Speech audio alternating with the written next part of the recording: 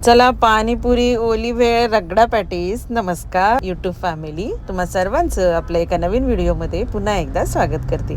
तर आज म्हटलं आहे सुट्टीचा दिवस, छान मस्तपैकी काहीतरी वेगळा असा बेत करावा ज्याने आपल्या तोंडाची काहीतरी चव वाढेल आणि छानही वाटेल. तुम्हालाही बघून हे सर्व तोंडाला नक्कीच पाणी सुटलं असेल, हो की नाही? कमेंटमध्ये नक्की कळवा. तर आज करणार होतो आम्ही छानपैकी पाणीपुरीचा बेत. तर त्यासाठी रगडा पॅटीस केलेला आहे आणि खूप साध्या पद्धतीने केलं, पण खूप सुंदर झाला होता.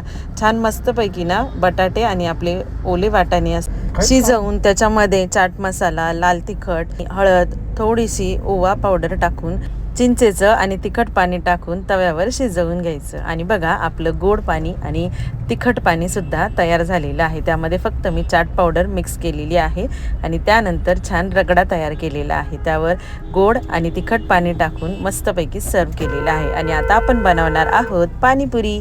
तर पाणीपुरीसाठी ना पुऱ्या तयार झालेल्या आहे.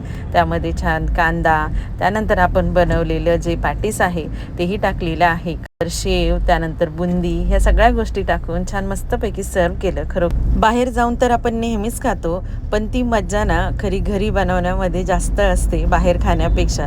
त्यामुळे घरी आपण स्वतः बनवून जे सर्व करतो ना, त्यामध्ये तो जो एक आपलेपणा असतो त्याची एक लज्जत निराळीच असते. तर आपल्या मुलांनाही खाऊ घाला. भेटू नेक्स्ट व्लॉगमध्ये. बाय.